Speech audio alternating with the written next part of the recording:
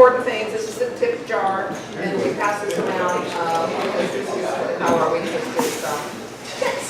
So I'm going to start that down here, and then it'll work its way around. So here's the tip jar.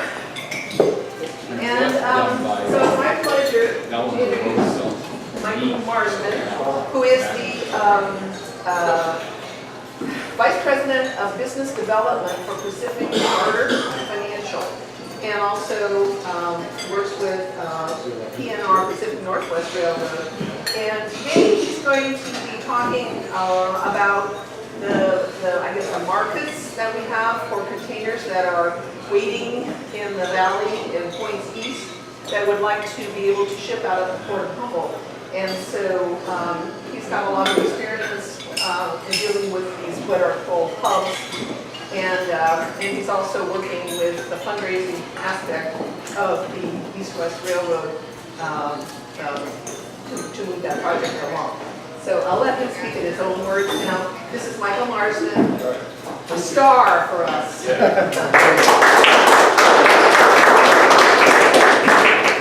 of all, I'd like to thank you for I'm going to shut this door.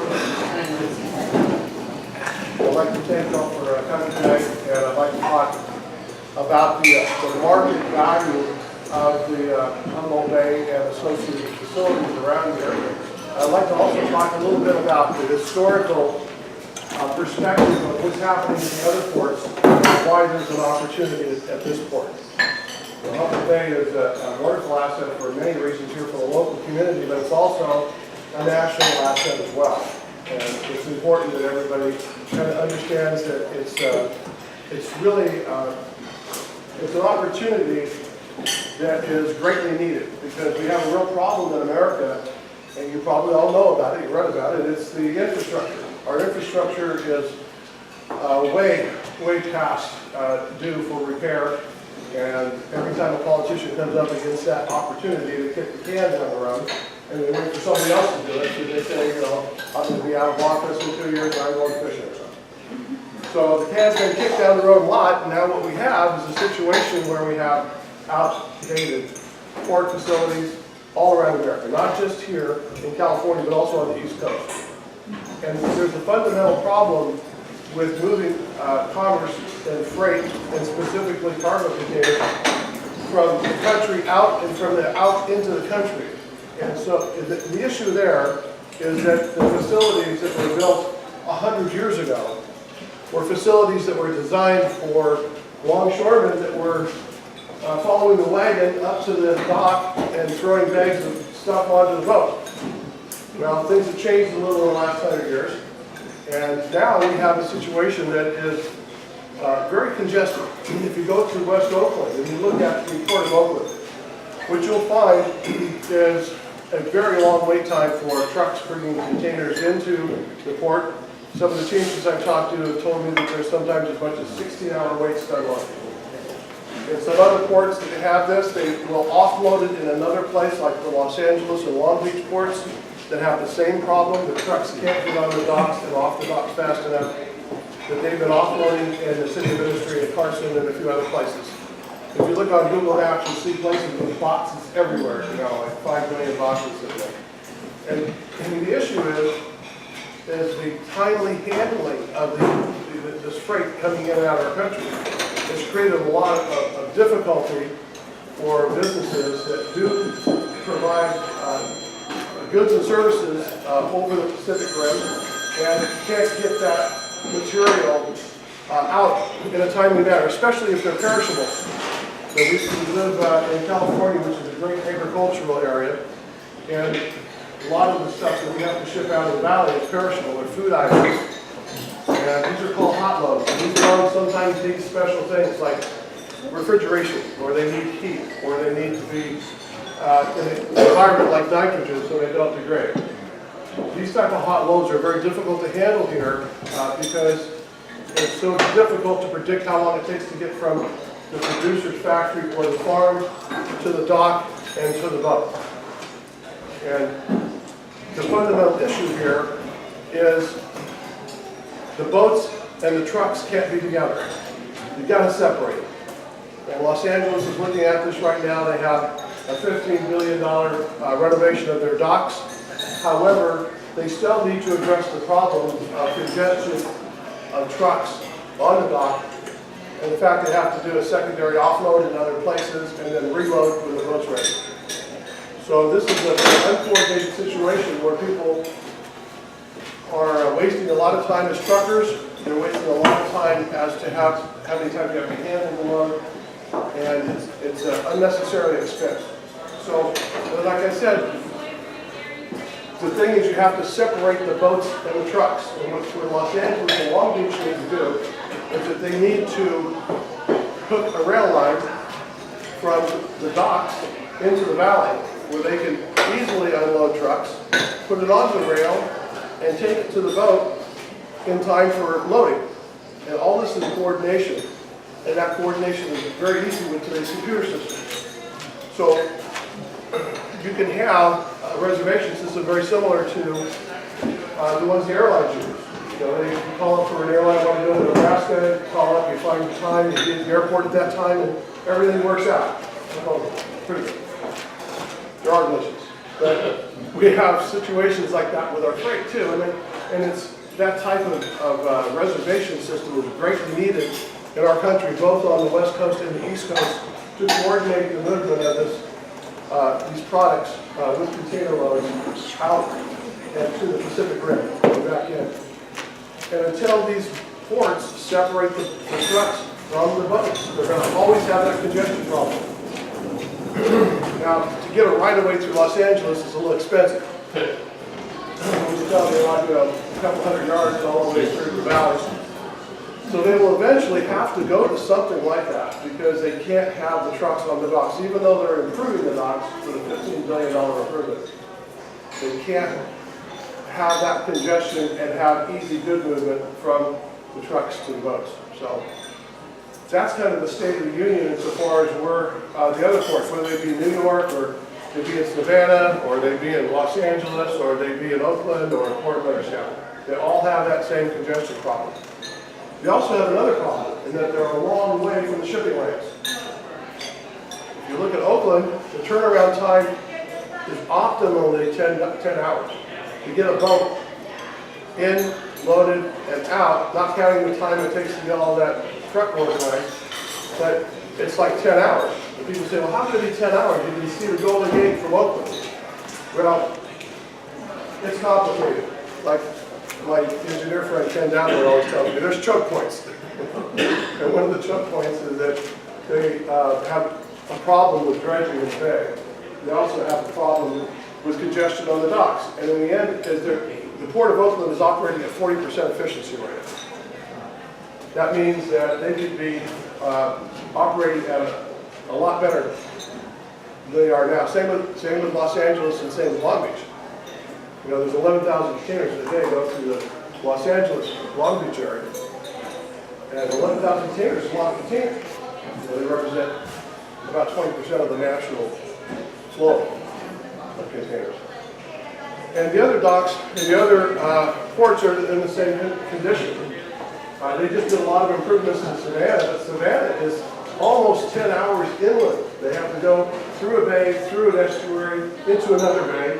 And in order to open it up recently, they have to take 2 bridges out and raise them because the boats got tall.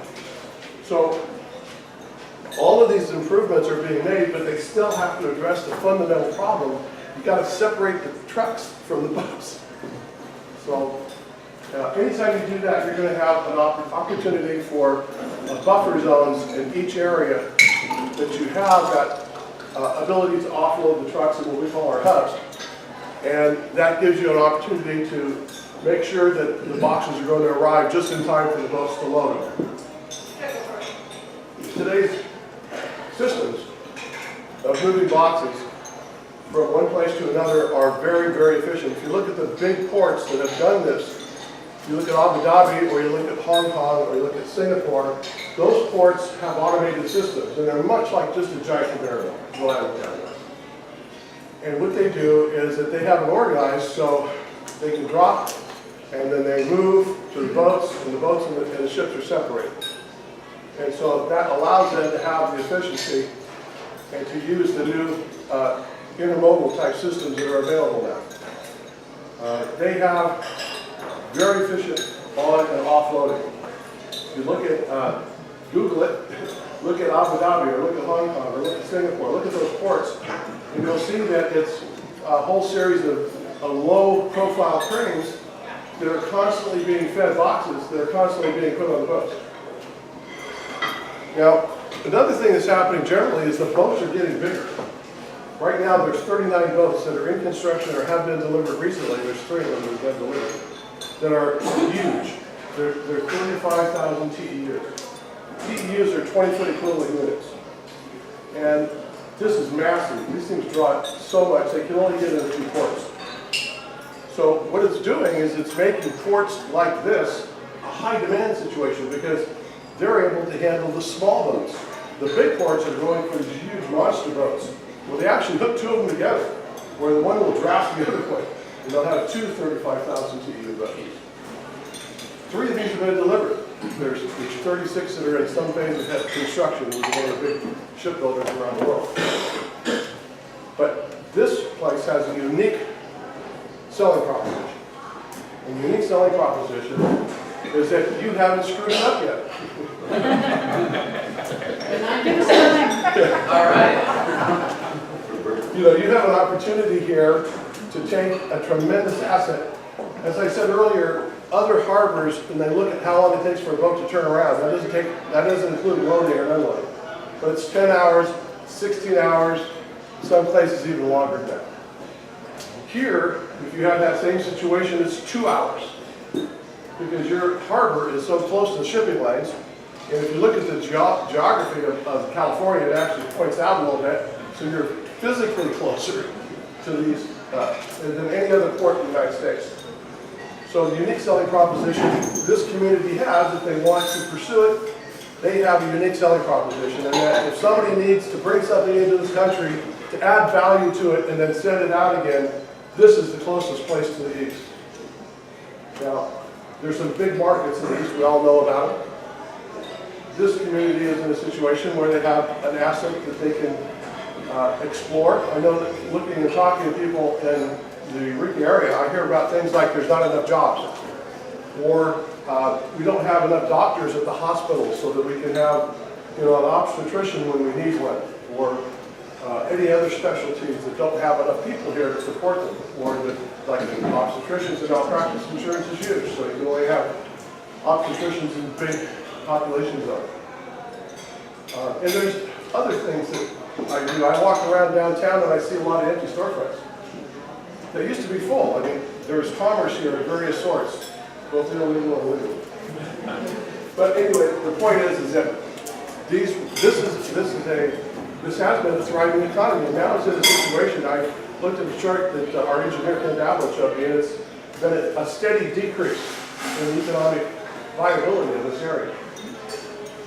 And so, you know, I reach out to the leaders in the area. I present the marketing opportunity. I think that Humboldt is in a position to gather 10% of the national market.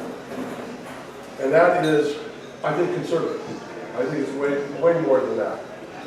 But either way, this type of opportunity can be used to build your economy, to create jobs. When we talk to the unions about, this is a union deal. We have good jobs.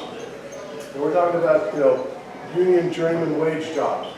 These are jobs that people can afford to raise families and build houses, buy cars, and have that type of life. That type of opportunity is here for you. You know, if you want it, if you want to get behind it and pursue it, it's very possible. If you look at the problem nationally about how much business we can bring in here, this is going to be the only port in America that doesn't have the problem. And that is where the boats and the trucks have to be in the same place. And for one reason or another, by not having that dock system grow up here over the years, you can do that. You can separate the boats from the trucks. Put the trucks in the valley. Send all the boxes over here on the rail. You can make stuff that's quiet, that's green, that's efficient. You can create all these things because technology today is such that you can have locomotives that run on hydrogen. You can have The only byproducts are water and a little bit of heat. They're as quiet as electric cars, because they are just like electric cars. I mean, they are trains, but they're operating on rails that are continuous rails. You know, no clickety-clackety-click stuff, because it's one rail. It's all welded together. 220 miles of it if you did it here. So you can also keep down the light pollution. It doesn't pay to light up the sky. You can push the lights down towards the ground, which a lot of places have done. And one of the most dramatic examples of how to control lighting is in Hilo. On the big island of Hawaii, they have a lot of telescopes up there. 12 big monster telescopes. And they don't want to look into a bright sky. They want to look into a dark sky. And in Hilo, the people of Hilo recognize the economic advantage of this, and so they make all their lights point down as far as possible. And if you go into Hilo in the city during the night, you can actually see stars. That actually worked. Those people got their act together, and they made those skies dark. And that same thing would be done here. People talk about, you know, what's the light pollution of having a port facility? We can point all the lights down. It doesn't pay you to point them up. Just down, that's what you need. I mean, you're going to get some reflectivity off the surface, but these technological advantages that electric cars, the single rail, welded rails, you know, the technological advantages of last minute delivery. You know, that's that type of delivery when you know the boat's going to be here next week and they need to have the box delivered to the port exactly at 8:05 in the afternoon, in the evening. And you can tell the trucker he better be at the truck center at 6:01 2 days before, and if he does, he'll get a backload. Truckers hate to sit around with no money being made. If they're sitting in Oakland, right now they're sitting there idling for 10 to 16 hours. And they're not making any money, they're just burning these, cause a tremendous pollution problem with them. So, Humboldt Bay and Eureka and the surrounding neighborhoods area have a unique business opportunity. And how you approach that is really going to determine the future of your city. And you are the pioneers. Just like the pioneers that came here a long time ago. I can imagine, what would it be like? You landed in Humboldt Bay and there's a bunch of trees and you have a hatchet. And somebody says you need to rebuild San Francisco. That was an unbelievable risky situation. I mean, there was like animals and bears and stuff right here. But they had the courage, your forefathers had the courage to go and do that stuff. And now, at this crossroads coming up, this is the right time in the market to do things like this. But people are finally optimistic after the crash of '08. And I work on the bond sale side. I deal with selling large chunks of bonds to broker-dealers as well as single-family offices. And they're finally optimistic. I've been talking to them for 10 years, and they've been hunkered down on the sidelines with $3 trillion sitting there, not doing anything. They're making 1% interest on a CD. Now they realize they got to do something. And you know, the political climate is known, not necessarily like, but known. The economic situation is understood, the tax law is understood, so the ground rules are such that the investors can predict the future, they can underwrite it. And so this is a unique opportunity as far as corporate bond finance. And we've identified that all these resources are there. The market's there, the money's there, we need to have the community there. And that's why I've been coming here talking with individual people about various opportunities, and I also offer the same things to you individually. If you want to have a meeting organized through Bill Pertain, I'm in town most of the time. I try to be. I have other projects that I'm responsible for, so I have to sometimes sit other places. But I want to thank you all very much for showing up today, and like I said, if you have any questions, hang out, and I'll be happy to answer. Yeah. So you talked about the capacity here could be as much as 10% of all the shipping.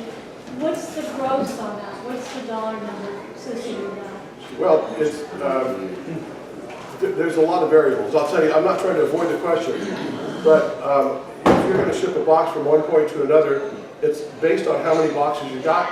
It's based on, you know, where you're going to. If you're coming from Nebraska or you're coming from Reno to the coast, If you go into Oakland and you're going to have all those delays and double touches like you do in Long Beach, it's going to be more. You know, when I do my calculations, I just ballpark it at $1,000 a box. So, you know, when you have the economics worked out that way, you know, having 4 trains in and 4 trains out, loaded with 200 cars, 400 containers, that would sustain everything I talked about for you. If you want more, then you can grow the economy even more. Has anyone put a pencil to the actual infrastructure that's required with the rail and these other components that will need to happen as far as? We've identified the variables. And the problem with the dollar amounts is you never know until you get there. So you're going to send out a geologist, and he's going to go along the survey route. And he says, well, we need X amount of soil compaction for the train to go over this. And maybe they find a place that's not compact enough. So that means that we have to go back to our engineers and say, hey, listen, you know, you need to make the dirt stronger, so you need to compact it, or maybe you need to put some piers in, or you have to do something. So you can have a plan, and then we have discovery, then you have to go back and modify the plan. Now, what we've done is, you know, we've already gone back as far as this opportunity is concerned, and we've gone back to Washington, and we found out, you know, there hasn't been a railroad since 1979. And this is part of that infrastructure problem I talked about earlier. Everybody's kicking the can down the road. Nobody needs to do anything today and put it off till tomorrow. But that's created an opportunity for your economic area, if you want to take advantage of it. And what this does is, you know, again, these plans are contingent upon the discovery of the plan before it, so it's hard to exactly say what the path is going to be. But we've outlined and we understand each of the segments that are necessary. And what the engineers call the choke points. You know, we have to build a couple of tunnels to bring it around here. We have to make some bridges. We have to go through a lot of national forest. A lot of controversy. Hey, just curious, the railroad existed long before these ports were built, so the technology of using railroads is not new. I was wondering why they weren't incorporated in the Oakland long those ports. It was just, you know, what happened is, you know, 150 years ago, a boat pulled up to Oakland, and somebody says, we can't unload it without a dock, so they built a dock. And so the next time the boat came back, there was a dock, and then 3 boats showed up, and they needed another dock, and then they needed to get stuff to them, so they drove it in on a truck, and that whole system built up without any plan. It was just, well, what do we need today? We need another dock. What do we need? We need a larger unloading area. And so all this was done without understanding the fundamental thing is to separate the boats and the trucks. Otherwise, you could have congestion. Those trucks are idling. You go into West Oakland, you can barely breathe. It's the diesel and the carbon monoxide and dioxide is horrible. It just grew up over time. And the homes were built in They built houses because, you know, the longshoremen needed a place to live, and the boat captain wanted a bar to drink in, and everything grew up around it. And that's what we left with, you know, lack of planning. I don't think it was by design or anything. I think it was just by circumstance. How do you see the port here competing against the Port of Brownsville and Corpus Christi and Houston? Well, it's got a little bit different market because they're going down in the Caribbean. But I don't see why, you know, all we're talking about here in our proposal is just containers. So those are both loaders down there, and they have different type of stuff. They deal with fossil fuels. We don't want to do any of that. We want to deal with just boxes. And these are boxes with material in them that are going out or coming in. And the economics of boxes, you can't put any fossil fuels in it because it doesn't make any sense. It's easier to go down there and send them out whole. I taught geography for 40 plus years, and so I've always looked at this big picture, and I understand Toyota's just-in-time production system that you were talking about, which people didn't want to do for a long time, and all automotive companies use now. But what kind of just-in-time products are you thinking about doing over here? Almonds? Is that something that would come? Olive oil for importing? Rice, or is that bulk product going to go to? I don't know about the economics of rice. I think you have to do bulk on that. The boxes are 53-foot boxes are the new ones. There's 40-foot boxes. There's some 20-foot boxes, but nobody ever uses them except for storage behind the buildings and stuff. So, you know, when you put it in the box, it all of a sudden becomes very well defined. It's defined volume and weight-wise, and that's the preferred way to move things nowadays. When you go look at Costco, or you look at any of the big, you know, Walmart, those sort of things, what they're doing is they're taking boxes of stuff coming in, they're taking it to the hub. In fact, out here in the valley, there's a big Walmart thing over by 99.5, and they get their boxes off the rail or off the trucks, and what they do is they take them and they, instead of sending them to a warehouse, they just unload those boxes onto the local delivery trucks. So when they deliver, they're delivering everything they need, not just today we're going to deliver bicycles and tomorrow we're going to deliver, you know, tomatoes. So, and so far as the agriculture side is concerned, it's very difficult for some agricultural commodities to use a container system just because it's so unpredictable. And the availability and the ability to do a hot load, they call it, is too unpredictable for them. So they have to go to other things. I mean, there's people who fly vegetables in here from South America because it makes sense. So again, it's just there's a lot of industry in the United States that is not here because they don't have the ability to ship one box. I had a personal experience over in the valley with a guy who was a nut grower that was shipping stuff from Oakland. And the question was, would you even think of switching from Oakland to Humboldt Bay? And the guy said, in a minute. Well, why? Because Oakland closes down the city. You can't get the trains and the trucks moving through there all night. They close down the entry to the port. So my $1,000 container has to charge me another $1,000 to sit and wait for the gate to open in the morning so I can get onto the port. And then Oakland's so screwed up that I lost one of my clients because I couldn't find where the container went. And they didn't know where it went. He says, if you get going here with computer control, he says, we'll be there in a heartbeat. And even in spite of that, Oakland, 2 years ago, their latest figures, they averaged 1,100 containers exported of agricultural a year. Yeah, it should be much more than that. And well, it can be a lot more. It's constrained. But that's kind of the response we got from those guys. And I personally had experiences over in Asia where I've been asked to see if I could do anything to get California agricultural crops exported faster, quicker, cheaper to them. They want it. Yeah, and you have local guys here. There's a guy named Lane over there that makes a lot of flowers, and he has to send them out on trucks. And he'd rather send them out in containers. Now that's guy not going overseas, he's going the other way.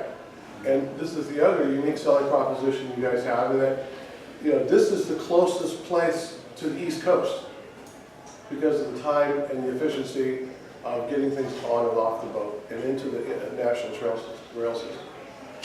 So that's a unique selling proposition, whether you're going out or coming in.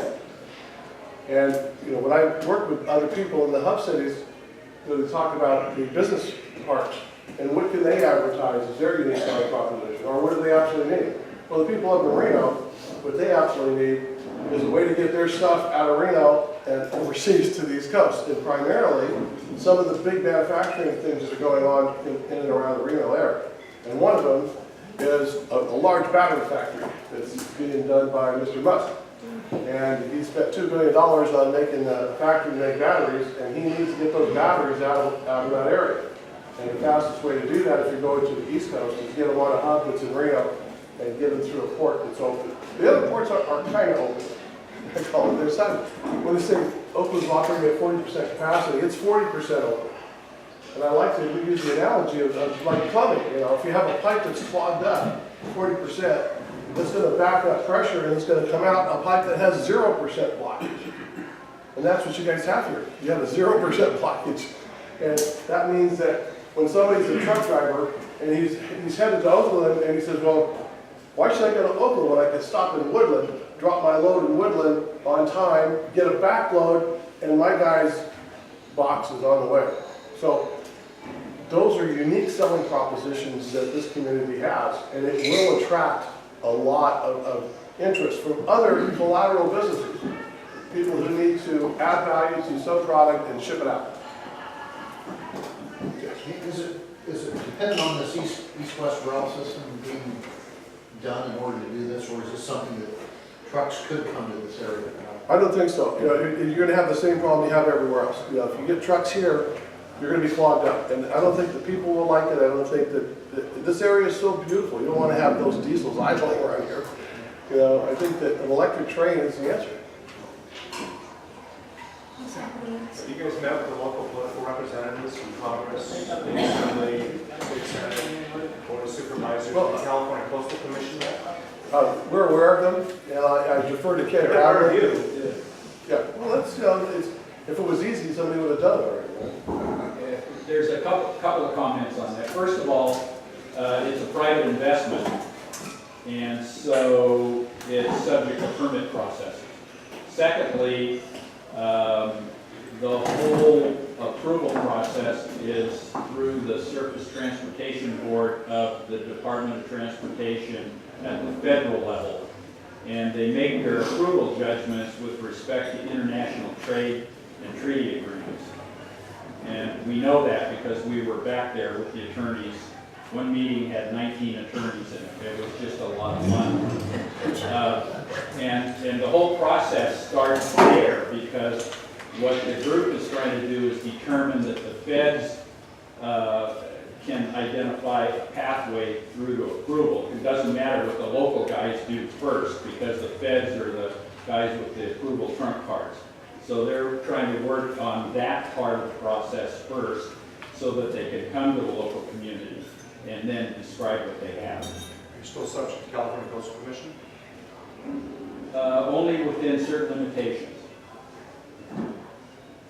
But the coastal commission, the coastline itself identifies Humboldt Bay as integral to commerce in California, and it's identified in the Coastal Act as a significant player for international commerce. As always, the permit process is complicated. You've got a lot of different agencies.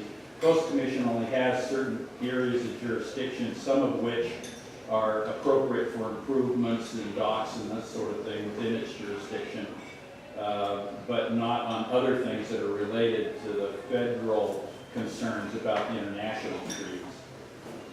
So it's really a complicated process.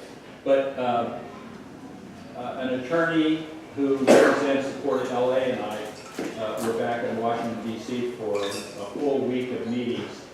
And we did meet with representatives. We did not meet with the local congressional representative, but met with quite a few others that were very supportive. Met with trucking outfits that would be supportive because they're interested, not so much in the fact they're losing long haul capability, but because trucking starts to congregate around the collection process of warehousing and spurs and railroad car transfers